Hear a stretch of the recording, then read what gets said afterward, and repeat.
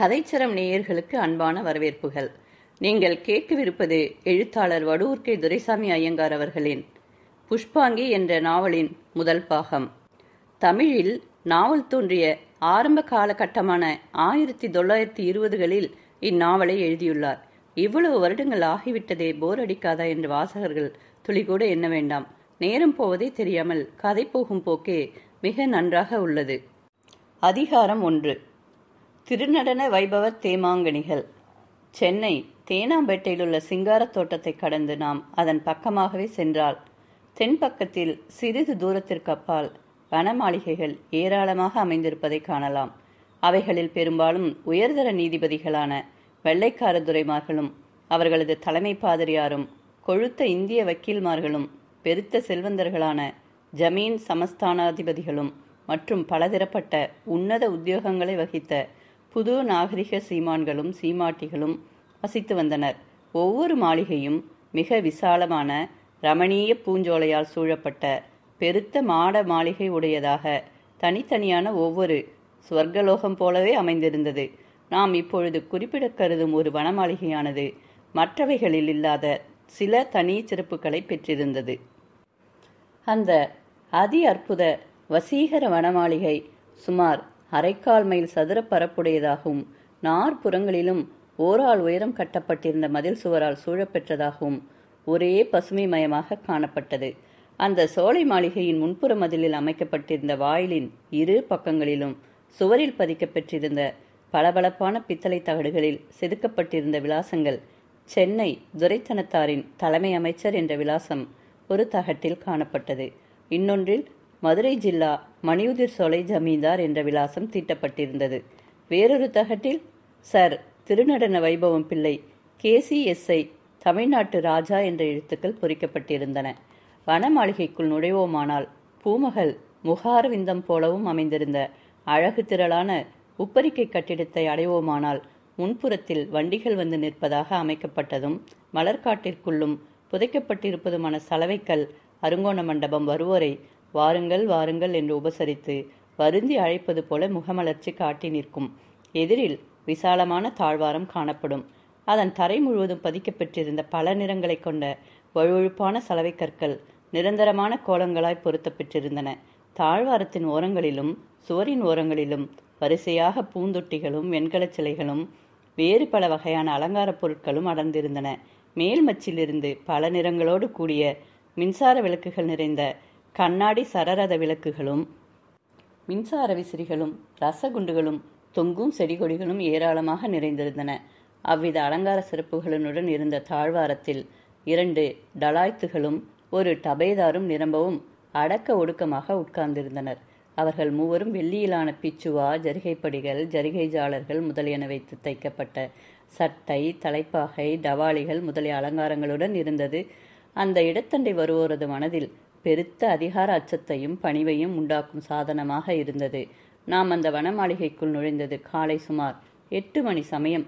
அப்பொழுது அந்த கட்டிட உப்பரிக்கையின் முதல் மாடத்தில் வலது பக்கத்தில் இருந்த தாழ்வாரத்தில் புத்தகம் கையுமாக அன்னப்பேடு பன்ற ஒரு மின்னிடைய மடந்தை மிருதுவாக அடிபயர்த்து அங்கும் இங்கும் பளிங்கு ரதம் போல இயங்கத் தொடங்கினாள்.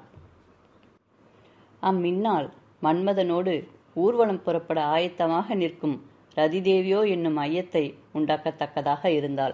அந்த மனமோகன சுந்தரி தன் கையில் வைத்திருந்த ஏதோ ஒரு புத்தகத்தின் ஒரு குறித்த பக்கத்தை திறந்து வைத்துக்கொண்டு அதை உற்று பார்ப்பதும் பிறகு அதை மூடிவிட்டு தனக்குத்தானே எதை பற்றியோ சிந்தனை செய்தபடி நடப்பதுமாக இருந்த காட்சி அவள் ஏதோ பரீட்சைக்கு படிப்பவள் போலவும் புத்தகத்தில் இருந்த விஷயங்களை படித்து மனதில் பதிய வைத்துக் கொள்பவள் போலவும் தோற்றுவித்ததானாலும் அவள் அந்த புத்தகத்தில் ஒரு வரியை கூட படிக்கவும் இல்லை. புத்தகத்தின் பெயர் இன்னது என்பதை கூட அவள் கவனியாமலே அதை அவள் தூக்கி சுமந்திருந்தாள். அவள் அப்போது தனது இயற்கையான மனநிலைமை இழந்து பைத்தியம் கொண்டவள் போல இருந்தாள் என்று நாம் கூற வேண்டும்.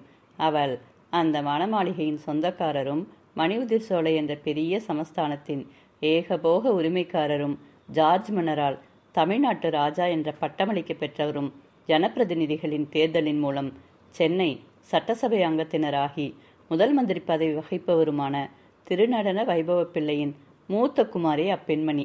அவளுடைய பெயர் திரிபுர சுந்தரி என்பது. அவளை எல்லோரும் இந்திராணி என்றும் ராணி என்றும் செல்லப்பெயர்களால் அழைத்தனர். அவளுக்கு ஒரு தங்கையும் உண்டு.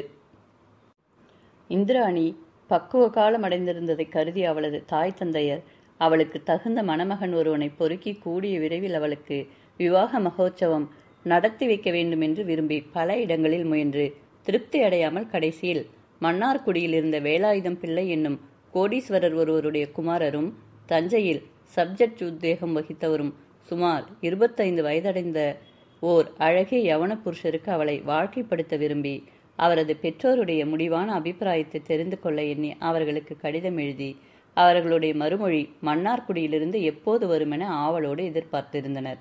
இந்திராணி தனக்கு வரிக்கப்பட்டிருந்த யவன புருஷருடைய வரலாறுகளையும் அவர் அபூர்வமான அழகு வாய்ந்த சிறந்த புத்திமான் என்பதையும் அவர் எவ்விதத்திலும் தனக்கு புருஷராக அருகமானவர் என்றும் ரகசியத்தில் தெரிந்து கொண்டதன்றி அவர் 2 சந்தர்ப்பங்களில் எடுத்திருந்த போட்டோ படங்கள் 2 சம்பாதித்து அவைகளை ஏதேனும் ஒரு புத்தகத்திற்குள் மறைத்து வைத்து கொண்டு தத்ரூபம் மன்மதன் போலிருந்த அவரது மனமோகன சுந்தர வடிவங்களை சதாகாலமும் பார்த்து பார்த்து பரவசமடைந்து காதல் நோய் கொண்டு சகிக்க உண்ணாத வேதனையில் கிடந்து தத்தளித்து அனலிடு மெழுகாக உருகி ஊமையன் தான் காணும் கனவை வெளியிட மாட்டாமல் தவிப்பது போல தன் மன உணர்ச்சிகளையும் தேக வேதனைகளையும் தன் தாய் முதலிய எவரிடத்திலும் வெளியிட வெட்கி கரையேற வழியறியாது விரக நோய் கடலில் மூழ்கியிருந்தாள்.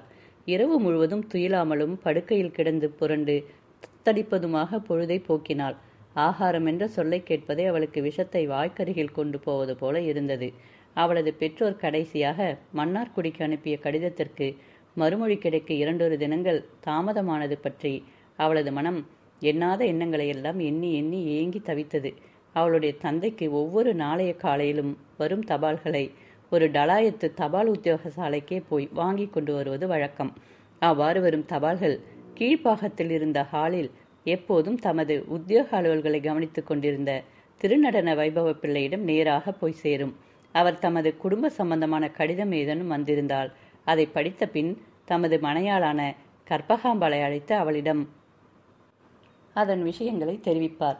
மன்னார்குடிக்கு போயிருந்த கடிதத்திற்கு ஏதேனும் மறுமொழி கிடைத்தால் அதன் உள் விவரங்களை தன் தாய் தன்னிடம் வெளியிடுவாளோ மாட்டாளோ அல்லது அதிக நேரம் கழித்து நிதானமாக வெளியிடுவாளோ என்ற நினைவுகள் இந்திராணி அம்மாளது மனதில் தோன்றின. எனவே அன்று மறுமொழி கடிதம் வருமாயின் எந்த வகையிலேனும் தான் உடனே அதன் விஷயங்களை தெரிந்து கொள்ள வேண்டும் என்று தீர்மானித்து வழக்கமாக தபால்களை வாங்கச் செல்லும் டலாயத்தை தனிமையில் சந்தித்து அவனிடம் ஒரு ஏற்பாடு செய்திருந்தாள். அன்று தபால் உத்தியோக சாலையில் அவனிடம் கொடுக்கப்படும் கடிதங்களின் மேல் பக்கத்தில் காணப்படும் தபால் முத்திரைகளை அவன் கவனித்து மன்னார்குடியிலிருந்து ஏதேனும் கடிதம் வந்திருக்கிறதா என்பதை அறிந்து வரவும் வந்து கடிதங்களை தன் தந்தையிடம் கொடுக்க உள்ளே புகுமுன் மேன்மாட தாழ்வாரத்தில் இருக்கும் தன்னை பார்த்து உண்டு இல்லை என்பதை சைகையின் மூலம் தெரிவிக்கவும் அந்த பெண்மணி அவனிடம் திட்டம் தீட்டியிருந்தாள். மணி 9 ஆயிற்று.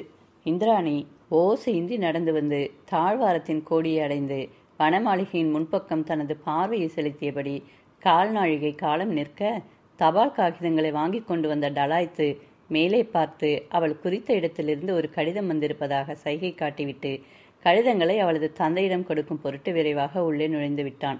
அந்த சந்தோஷ செய்தியை கேட்க அவளது மனதில் ஆவல், துடிப்பு, சம்சயம் முதலியவற்றால் ஏற்பட்ட உணர்ச்சிகள் குபீர் என்று வெள்ளம் போல பொங்கி வழிந்தன. அவளது உடம்பு மின்சார விசையினால் ஊக்கப்பட்டது போல பம்பரமாக சுழன்றது. தன் தந்தை அந்த கடிதத்தை பார்த்தவுடன் அவசியம் தனது தாயை அழைத்து அதன் உள்ளடக்க விஷயத்தை அவளிடம் தெரிவிப்பார் என்றும் தான் உடனே கீழே சென்று தனது தந்தை இருந்த இடத்திற்கு பின்னால் சுவருக்கு வெளியில் தொங்கிய திரைச்சீலையின் மறைவில் எவருக்கும் தெரியாதபடி மறைந்து நிற்க வேண்டும் என்றும் கருதி கீழே இறங்கிச் சென்று முன் குறிக்கப்பட்ட திரைச்சீலைக்குள் நுழைந்து பெரும் திகிலும் ஆவலும் உருக்கொண்டு நிற்பது போல நடுங்கி ஒடுங்கி நின்றபடி காத்திருந்தாள். அதற்கு சற்று முன்பே டயலாத்தினால் கொடுக்கப்பட்ட கடிதங்களை பெற்ற திருநடன வைபவம் பிள்ளை மன்னார்குடி வேலாயுதம் பிள்ளையிடமிருந்து கடிதம் வந்திருந்ததைக் கண்டு தமக்கு எதிரில் இருந்த அழைப்பு மணியில் விரலை வைத்து அழுத்தவே அவருடைய மனையாளான கற்பகாம்பாள் இருந்த பின்புற கூடத்தில் பதிக்கப் பெற்றிருந்த விசையொன்று கனகனவென்று ஒலித்தது. உடனே அவர் தன் கணவர் இருந்த இடத்திற்கு வந்து அவருக்கு எதிரில் இருந்த பெருத்த மேஜையண்டை மிக அடக்க ஒடுக்கமாக நின்று என்னையா கூப்பிட்டது என்று வினயமாகவும் மரியாதையாகவும் வினவினாள். அதை கேட்ட கற்பகாம்பாள் திருநடன வைபவம் பிள்ளை புன்னகை தவழ்ந்த முகத்தோற்றத்தின் உடையவராக உன்னைத்தான் கூப்பிட்டேன், மன்னார்குடியிலிருந்து கடிதம் வந்திருக்கிறது. அதற்காகத்தான் கூப்பிட்டேன் என்றார். ஓ, கடிதம் வந்திருக்கிறதா? சரி, சந்தோஷம். பிரித்து படிக்கலாமே. வேறு அவசர வேலை எதுவும் இல்லையே என்று நிரம்பவும் இணையமாக கூறினார். திருநடன வைவம் பிள்ளை, நம்முடைய குழந்தையின் விவாக சம்பந்தமாக வந்திருக்கும் கடிதத்தை படிப்பதை விட அதிக அவசரமான காரியம் இந்த மந்திரி உத்தியோகத்தில் எனக்கு வேறு என்ன இருக்கிறது? ஒன்றுமில்லை, குசாலாக படிக்கலாம். உன்னுடைய ICS லாகாவில் உனக்கு ஏதாவது அவசர காரியம் இருந்தால் அதற்காக வேண்டுமானால் இதை ஒத்தி வைக்கலாம். அதைவிட அதிக அவசரமான காரியம் இந்த உலகத்தில் வேறு எதுவும் இல்லை என்று நான் துணிந்து சொல்வேன் என்று சிரித்த முகத்தோடு விளையாட்டாக கூறினார். கற்பகாம்பாளும் மகிழ்ச்சியாக புன்னகை செய்து, சரி சரி, எப்பேற்பட்ட அவசர சமயத்திலும் எஜமானர் ஆசையும் செய்தேதான் தீர வேண்டும் போல் இருக்கிறது. நம் குழந்தைகளின் விவாக விஷயமாக வந்திருக்கும் முக்கியமான கடிதத்தை உடனே படிக்க வேண்டும் என்ற ஆவேச சமயத்தில் கூட என்னை கேலி பண்ணுவதை விடக்கூடாது போல் இருக்கிறது. என் மனதில் ஆவல் துடிக்கிற துடிப்பில் எஜமானருடைய கையில் இருக்கும் கடிதத்தின் உரைக்குள் புகுந்து ஒரே க்ஷணத்தில் உள் விவரங்களை தெரிந்து கொள்ள வேண்டும் போல் இருக்கிறது என்று புன்சிரிப்போடு கூறினாள். திருநண்ட வைவம் பிள்ளை, ஓ, எவ்வளவு ஆத்திரமப்பா! நம் உயிருக்குயிராக வளர்க்கும் நம்முடைய அருமை குழந்தைகளை நம்முடைய வீட்டை விட்டு அனுப்புவதற்கு உனக்கு ஆவல் துடிக்கிறது போல் இருக்கிறது. என் மனது வேறு விதமாக எண்ணி திடுக் திடுக்கென்று அடித்துக் கொள்கிறது. இந்த விவாகம் முடிந்து போனால் நம் குழந்தைகள் இரண்டும் நம்மை விட்டு போய்விடுமே. அதற்கு பிறகு நாம் யாரை பார்த்து ஆனந்தமடையப் போகிறோம்? அவர்களை விட்டு பிரிந்து அந்த மனவேதனையையும் ஏக்கத்தையும் எப்படி சகித்திருக்கப் போகிறோம்? நீயோ அவர்களை அனுப்பிவிட வேண்டும் என்று இறகில்லாமல் பறக்கிறாய். அதற்காக கூடு விட்டு கூடு பாயும் எண்ணுகிறாய். கற்பகாம்பாள் மிகவும் கிளேசமடைந்து வினயமான புன்னகை காட்டி, முதலில் இந்த மன்னார்குடியாரை பற்றி பிரஸ்தாபித்தும் எஜமானரே, அவர்களுக்கு கடிதங்கள் எழுதியதும் எஜமானரே. திருநன்ன வைவம் பிள்ளை, என் உள்ளம் தவிக்கும் தவிப்பை என்னவென்று சொல்லப் போகிறேன். என்றைக்கும் இல்லாத ஏதோ ஒரு பெருத்த அபாயம் நேர்ந்து விடுவது போல இப்போதே என் மனதில் பெருத்த மலை போன்ற ஒரு விதமான ஏக்கமும் சங்கடமும் தோன்றி அபாரமாக அழுத்தி வேதனைப்படுத்தியபடியே இருக்கின்றன. இந்த நிலையில் நான் கடிதத்தை அவசரமாக பிரித்து படிக்கவில்லை என்று நீ என்மேல் குற்றப்பத்திரிகை படிக்கிறாய்.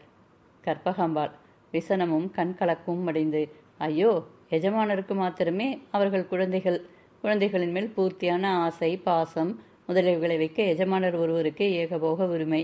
என்னை போன்றவர்கள் உணர்ச்சி இல்லாத மரக்கட்டைகள்.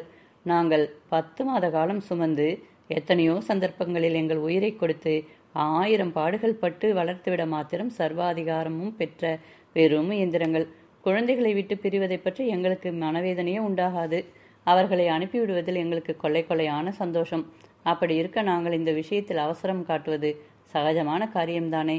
எனக்கு விவாகம் நடத்த எத்தனித்த காலத்தில் என்னை விட்டு பிரிவதை பற்றி என் தகப்பனார் கூட இதே மாதிரி தான் வேதனைப்பட்டு தவித்தார்கள். கடைசியில் நான் எங்கள் வீட்டை விட்டு வந்த காலத்தில் என் தகப்பனாரும் தாயும் குழந்தைகள் போல வாய்விட்டு தேம்பி அழுதார்கள். அப்போது அவர்கள் பட்ட சங்கடம் என் மனதில் அவ்வளவாக உரைக்கவே இல்லை. எஜமானரிடம் நான் வருவது சொர்க்கலோகத்திற்குள் நுழைவது போல ஒரே பிரேமையாக என் மனதை கவர்ந்தது. என் தாய் தகப்பன்மாரை விட்டு பிரிவதை பற்றி என் மனதில் உண்டான ஏக்கத்தையும் அவர்களுக்கு ஏற்பட்ட மனவேதனையும் நான் அதிகமாக உணராதபடி நான் எஜமானர் மேல் கொண்ட பிரேமையும் ஆவேசமும் என்னை அவ்விடத்தை விட்டு சுலபத்தில் தள்ளி கொண்டு வந்துவிட்டன. அதே மாதிரி அநேகமாக எல்லா வீடுகளிலும் எப்போதும் நடந்து கொண்டுதான் இருக்கிறது. எஜமானருக்கு குழந்தைகள் மேல் ஆசை, குழந்தைகளுடைய ஆசை வேறு மனிதர் மேல் ஏற்பட்டு விடுகிறது. திருநன்ன வைபவம் பிள்ளை, அதனால்தான் பெண் குழந்தையே உதவாது என்று பெரியோர்கள் சொல்லுகிறார்கள். கற்பகாம்பாள், ஆம், தாய் தகப்பன்மார் பெண் குழந்தைகளை பெறுவதே கூடாது. ஆனால் யவன புருஷர்கள் விவாகம் செய்து கொள்ள வேண்டும் என்று நினைத்து வேதனைப்படும் போது 18-20 வயதுள்ள பருவகால குமரிகள் திடீர் என்று ஆகாயத்திலிருந்து வந்திறங்கி அவர்களுக்கு பக்கத்தில் நிற்க வேண்டும். அவர்கள் ஆண் குழந்தைகளை மாத்திரம் பெற்றுவிட வேண்டும். இப்படி அவர்கள் ஆகாயத்திலிருந்து குதிக்காவிட்டால் உலகம் முழுவதும் கொஞ்ச காலத்தில் ஆண்மயமாகவே மாறி அடுத்த தலைமுறையில் சந்ததி விருத்தி இல்லாமல் நிர்மானுஷ்யமாக மாறிப்போகும். திருநன்ன வைபவம் பிள்ளை புன்னகை செய்த வண்ணம் தமக்கு எதிரில் இருந்த கடிதத்தை எடுத்து அதன் உரையை கிழித்தபடி, நீ சொல்வது முதல் தரமான யுக்தி. உன் மனதில் பட்ட இந்த யுக்தி எல்லாவற்றையும் அறிந்த கடவுளுக்கு படாமல் போனதுதான் பெரிய விந்தை. உலக கவலை நமக்கு எதற்கு? உலகத்தின் சொந்தக்காரரான கடவுளுக்கு அல்லவா அது இருக்க வேண்டும். இப்போது நாம் சம்பந்தப்பட்ட வரையில் நம் கண்மணிகளான குழந்தைகள் நம்மை விட்டு பிரிந்து போய்விடப் போகிறார்களே என்னும் துக்கம் இப்போது முதலே எழுந்து சகிக்க முடியாதபடி என் மனதை வதைக்கிறது. அதற்கு ஏதாவது பரிகாரம் இருந்தால் நீ சொல்லலாம். கற்பகாம்பாள், அதற்கேன் பரிகாரமில்லை? பெண்களை கட்டிக்கொண்டு நம்மோடு கூடவே இருந்துவிடக்கூடிய பிள்ளைகளாக பார்த்து நாம் கல்யாணங்களை நடத்திவிட்டால் நமக்கு இந்த பிரிவும் பிரிவாற்றமையும் இல்லாமல் போகின்றன. திருநுண்ண வைபவம் பிள்ளை. அந்த எண்ணம்தான் பலிக்காமல் போய்விட்டதே. நாமும் நம்மாலான முயற்சிகளை எல்லாம் செய்து பார்த்துவிட்டோம். நம் வீட்டிலேயே இருந்துவிடக்கூடிய மாப்பிள்ளைகளாக பார்த்தால் மற்ற யோகியாதாம்சங்கள் திருப்திகரமாகவே இல்லை. அப்பேற்பட்டவர்களுக்கு நம் குழந்தைகளை கொடுப்பதை விட அவர்களை கன்னிகைகளாகவே வைத்துக் கொள்வது மேலான காரியம். குழந்தைகள் நம்மை விட்டு புரிந்து போவதை நாம் சகித்து கொள்வதை தவிர வேறு வழியில்லை என்பதை நாம் ஏற்கனவே உணர்ந்ததுதானே. அப்படி விவாகம் நடத்தும் பட்சத்தில் இந்த மன்னார்குடியார் சம்பந்தத்தை விட மேலானதோ அல்லது அதற்கு சமதையானதோ நம் தமிழ்நாட்டில் இல்லை என்பது நிச்சயம். என் மனவேதனையில் இதை படிக்கவே எனக்கு ஊக்கம் ஏற்படவில்லை. நீயே இதை படி என்று கூறியபடி உரைக்குள் இருந்து எடுத்த கடிதத்தையும் தமது மனையாளிடம் கொடுக்க கற்பகாம்பாள் மிக நிதானமாக அதை வாங்கி படிக்கலானாள். அது அடியில் வருமாறு எழுதப்பட்டிருந்தது. மகா ஸ்ரீ மகாகணம் பொருந்திய உயர்திருவாளரான பிள்ளையார் அவளுக்கு அடியேன் வேலாயுதம் அநேக நமஸ்காரங்கள் செய்து எழுதி கொள்ளும் விஞ்ஞாபனம். உபயசேமம். தாங்கள் சில தினங்களுக்கு முன்னர் எழுதி அனுப்பிய கடைசி கடிதத்திற்கு நான் மறு தபாலிலேயே உத்தரம் அனுப்பாததற்கு காரணம், தங்கள் கடிதம் என்னிடம் வந்த அன்றைய தபாலிலேயே நான் அதை என் இளையகுமாரனுக்கு சிரஞ்சீவி கந்தசாமிக்கு அனுப்பி அவனுடைய அபிப்பிராயத்தை உடனே தெரிவிக்கும்படி எழுதி கேட்டிருந்தேன். அவனுடைய மறுமொழி இன்றைய தபாலில்தான் எனக்கு கிடைத்தது. ஆகையால் அதில் இருந்த அவனுடைய அபிப்பிராயத்தை தழுவி நான் இந்த நிருபத்தை தங்களுக்கு எழுதி கொள்கிறேன். எம்பெருமான் அடியேனுக்கு அளித்துள்ள 2 குமரர்களும் தந்தை சொல் மிக்க மந்திரமில்லை என்ற நீதி வாக்கியத்திற்கு எல்லளவும் தவறாமல் எந்த விஷயத்திலும் நடந்து கொள்கிறார்கள். அவர்கள் விவாகத்திற்கு பெண் பார்த்து நிச்சயிப்பது, சம்சாரத்துடன் தனித்து பேசுவது முதலான எந்த விஷயமானாலும் பெற்றோரான எங்களுடைய அனுமதி பெற்றே செய்யும் அபூர்வ குணம் வாய்ந்த உத்தம புத்திரர்கள். என் இளையகுமாரனான சிரஞ்சீவி கந்தசாமி BA, BL முதலிய பரீட்சைகளில் தேறிய அதிமேதாவி. என் பிதுராஜித சொத்துக்களை தவிர அவனுக்கே சுமார் 1 கோடி ரூபாய் பெறத்தக்க சொத்துக்கள் பிரத்யோகமாக கிடைத்திருக்கின்றன. அவன் இப்போது தஞ்சையில் சப்ஜெக்ட் உத்தியோகம் வகிக்கிறான். இத்தனை மேம்பாடுகள் இருந்தும் இன்றைக்கும் அவன் எனக்கு முன்னாலும் அவனுடைய அண்ணனுக்கு முன்னாலும் உட்கார மாட்டான். எங்களுக்கு எதிரில் இருக்கும்போது கைகளை கட்டிக்கொண்டு அடக்க ஒடுக்கமாக நிற்பான்.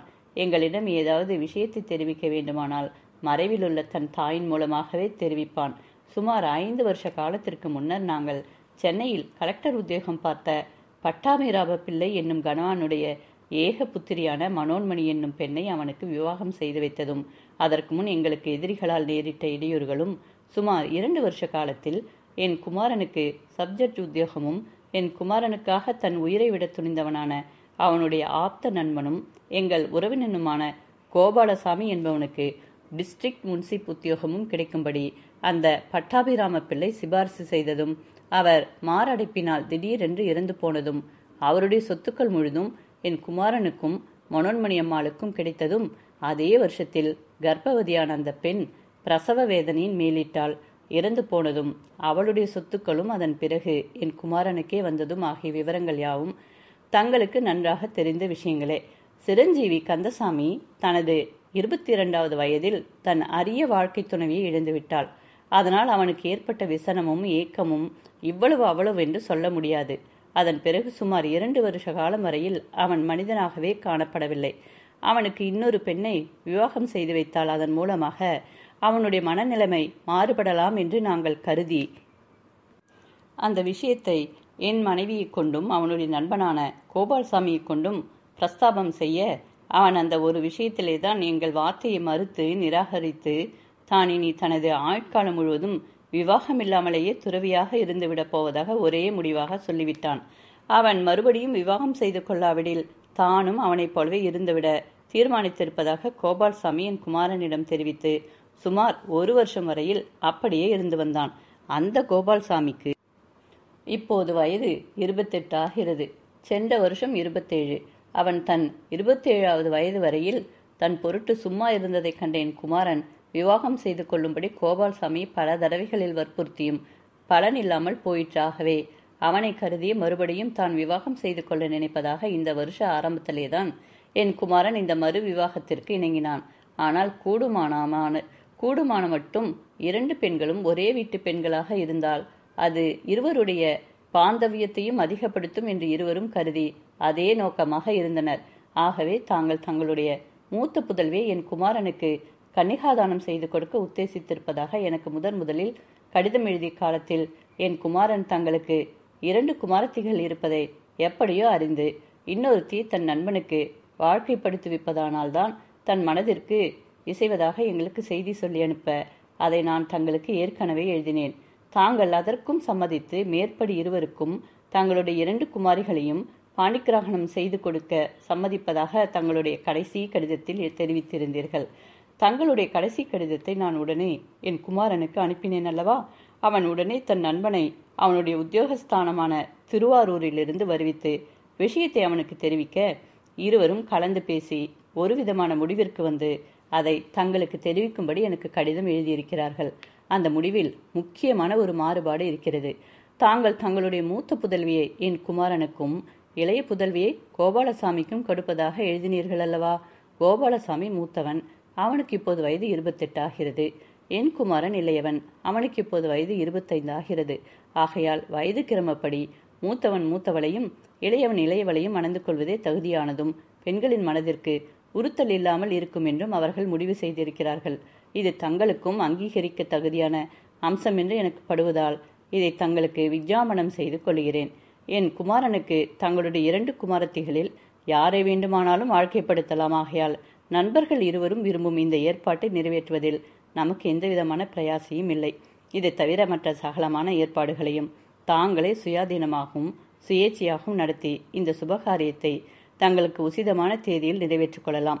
சகலமான விஷயங்களிலும் நானும் என் குடும்பத்தாரும் தங்கள் அபிப்பிராயத்திற்கு எல்லளவு முரணின்றி நடந்து கொள்கிறவர்கள் என்பதை நான் தங்களுக்கு இந்த சந்தர்ப்பத்தில் விஞ்ஞாபனம் செய்து கொள்கிறேன். இங்கனம் தங்கள் விதேயின் வேலாயுதம் என்று எழுதப்பட்டிருந்த நீண்ட கடிதத்தை கற்பகாம்பாள் கணீர் என்ற குரலில் படித்து முடித்தாள். திரைக்குள் மறைந்து நின்ற இந்திராணி அம்மாள் கடிதத்தின் ஒவ்வொரு சொல்லையும் தெளிவாக கேட்டாள். அதன் முடிவில் அவளது நிலைமை நிரம்பவும் வேதனையானதாகிவிட்டது. தன்னை கோபாலசாமி என்பவருக்கு விவாகம் செய்து வைக்க கருதுகிறார்கள் என்ற செய்தி பெருத்த இடி போல அவளை திடுக்கிட செய்து ஒரே நொடியில் அவளுடைய மனநிலையை சின்னாபின்னமாக்கி விட்டது. மோகன வடிவழகரான கந்தசாமியை அன்றி இனி தன் மனம் வேறு எந்த புருஷனையும் நாடாது என்ற உறுதி ஒரே பிடிவாதமாக தலையெடுத்து நின்றதாகையால் அந்த புதிய ஏற்பாட்டிற்கு தான் இணங்க இயலாது என்று தன் தாய் தந்தையரிடம் கூறிவிட வேண்டும் என்ற ஓர் ஆவேசமும் துடிப்பும் எழுந்து அவளை அபாரமாக ஊக்கின. ஆனால் தான் திருட்டுத்தனமாக ஒளிந்து கொண்டிருந்ததை பற்றி அவர்கள் தன்மேல் கெட்ட அபிப்பிராயம் கொள்வார்கள் என்று நினைத்து அப்பெண்மணி அவர்கள் அதற்கு மேல் அவ்விதமான முடிவிற்கு வருகிறார்கள் என்பதையும் அறிய வேண்டும் என்று தீர்மானத்தோடு முன்போலவே பேச்சு மூச்சின்றி அசையாது ஒழும் பதுமை என்று நின்று கொண்டிருந்தார்.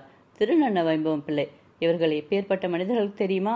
உத்தம குணங்களே வடிவெடுத்தது போன்ற மகா சாக்கியமானவர்கள். இவரிடம் எத்தனை கோடி பெருமானுள்ள சொத்துக்கள் இருக்கின்றன தெரியுமா? இவருக்கு நிகரானவர்கள் இந்த தமிழ்நாட்டில் எவருமே இல்லை. இந்த சம்பந்தம் கிடைப்பது அரிது. தமிழ்நாட்டு மகானும் கௌரவ போலீஸ் இன்ஸ்பெக்டர் ஜெனரல் உத்தியோகம் வகிப்பவருமான திகம்பர சாமியார் இந்த குடும்பத்தாருக்கு கேவலம் அடிமை போல் இருந்து வருகிறார் என்றால் இவர்களுடைய குணாதிசயங்கள் எப்படி இருக்கும் என்பதை நீயே யூகித்துக்கொள். அந்த திகம்பர சாமியார் இவர்களுடைய அந்யோன்ய சல்லாபத்தை கருதியே அந்த ஊரில் தமது ஜாகையை ஏற்படுத்தி கொண்டிருக்கிறார் என்றால் மற்ற விஷயங்களை நீயே யூகித்துக்கொள். எல்லாவற்றையும் யோசிக்க யோசிக்க கூடிய விரைவில் நாம் நம் குழந்தைகளை இந்த இடத்தில் வாழ்க்கைப்படுத்தி விடுவது பல விதங்களில் நன்மையாக முடியும் என்பது நிச்சயமாக தெரிகிறது. கற்பகாம்பாள், அவர்கள் இந்த ஏற்பாட்டிலிருந்து நழுவாமல் இருக்க வேண்டும்.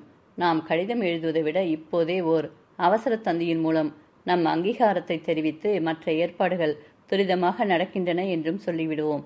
அதை பார்த்தால் அவர்கள் பின்னால் தங்கள் எண்ணத்தை மாற்ற அஞ்சுவார்கள். தந்தி கொடுப்பது இங்கே அவசரமாக பல ஏற்பாடுகள் நடந்து போய்விட்டது போன்ற எண்ணத்தை உண்டாக்கும். திருநன்ன வைம்பவம் பிள்ளை, சரி, அதுவும் நல்ல யுக்திதான்.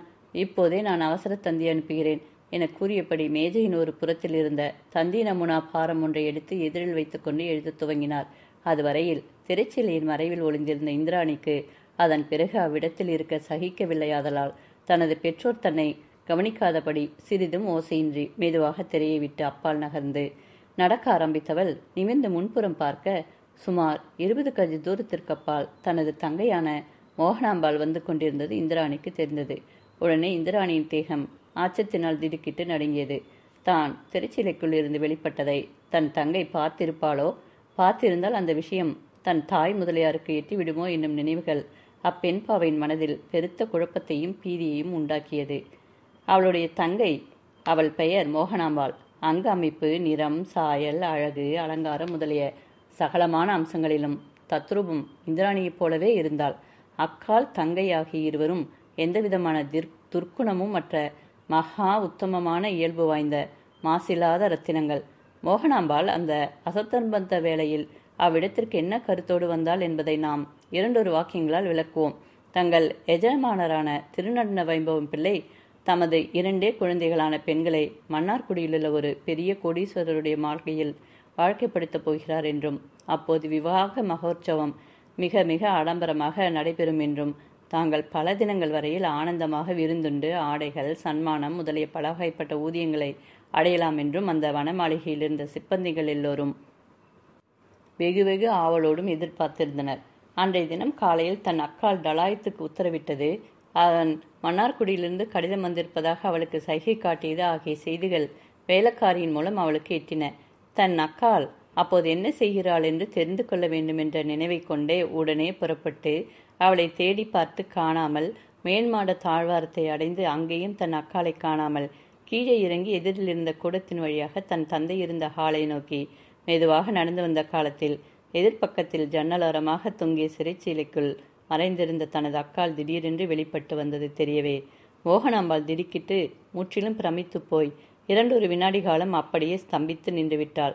தன் அக்காள் அவ்வாறு புதுமையாக நடந்து கொண்டது அதி ஆச்சரியகரமாக தோன்றவே தனது கண்களையே நம்பாமல் தான் கண்டது மெய்யோ பொய்யோ என்று சந்தேகித்தவளாக மெதுவாக தனது அடிகளை எடுத்து வைத்து நடக்க சிறிது நேரத்தில் இந்திராணி மிக அருகில் நெருங்கி வந்து விட்டாள். அவ்வாறு வந்தவள் தான் ஒளிந்திருந்ததை தன் தங்கை பார்த்து விட்டாள் என்ற அச்சத்தை அடைந்து தடுமாற்றம் நிறைந்தவளாக எதிரில் நெருங்கி வர மோகனாம்பாள், அக்கா, ஏன் உன் முகம் என்றைக்கும் இல்லாமல் இப்படி விகாரமடைந்திருக்கிறது? உன் நெற்றியில் இருக்கும் ஜவ்வாது பொட்டும் கண்களில் உள்ள மையும் கலைந்து மூக்கிலும் கன்னங்களிலும் பூசப்பட்டு போயிருக்கின்றன. தலைமயிர் நாலா பக்கங்களிலும் தூக்கி கொண்டிருக்கிறது. இந்த நிலைமையில் உன்னை யாராவது பார்த்தால் திடுக்கிட்டு அச்சமடைவார்கள். நீ உடனே போய் கண்ணாடியில் பார்த்து உன் முகத்தை சரிப்படுத்திக் கொள் என்றாள். அதை கேட்ட இந்திராணி திடுக்கிட்டாள்.